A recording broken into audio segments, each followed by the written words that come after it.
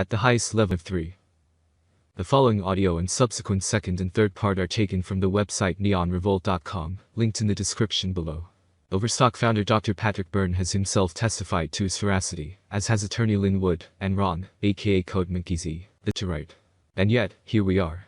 After 3 years of doing my best to serve the groundswell, that is the patriot movement in the United States, and 6 total, being on the total warpath for Trump, I must now bring to you what are possibly the most important articles I will ever have to write, which will reveal corruption and contempt for the American people at the highest levels.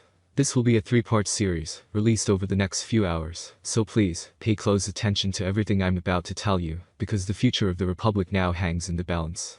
I also sincerely hope that everyone marching and demonstrating in DC today takes the time to read this, and inform everyone around them about this series, as you will not know what to do, unless you read them. The information contained within will be that vital, and you must understand it. But I need to set the stage first. To understand everything I'm about to tell you, we have to go back to the fateful night of July 10, 2016, when the then 27-year-old Seth Rich was found with 2 gunshot wounds in his back in the Bloomingdale neighborhood in DC, near his favorite bar.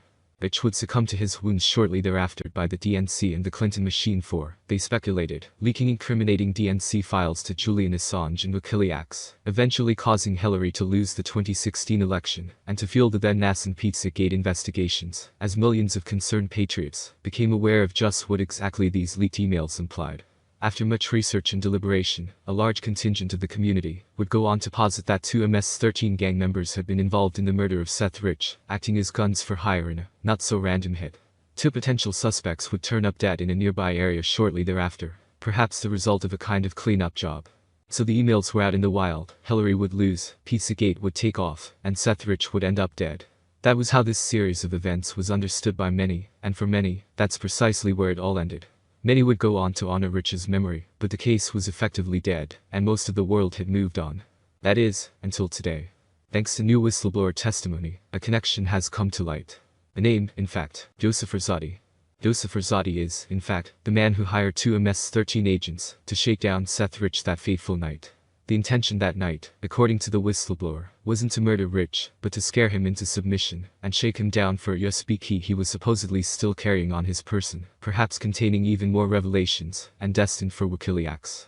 Instead, what ended up happening was Rich fought back, and then ran when confronted by the armed men, and was subsequently shot in the back by the panicked MS-13 goons. Rosati was supposedly on the scene, overseeing the whole debacle. The whistleblower would go on to say that they would take the USB key and flee the scene because they had never intended to kill Rich in the first place, and in a moment of panic, a young man's life was cut short. And again, shortly after this, 2 MS-13 members would turn up dead. According to this whistleblower, Joseph Rosati was the man responsible for orchestrating all of this. If there's any doubt that this man actually exists, his name can be found alongside other D agents in a 2010 lawsuit, where he is cited as one of the defendants. Abdul Razak's filings provides public litigation records from the federal appellate and district courts. These filings and docket sheets should not be considered findings of fact or liability, nor do they necessarily reflect the view of justice. And now the obvious question emerges. If Joseph Rosati was the one responsible for orchestrating the attack on Seth Rich, and potentially cleaning up the 2 MS-13 agents after the shakedown went south, who put him up to it?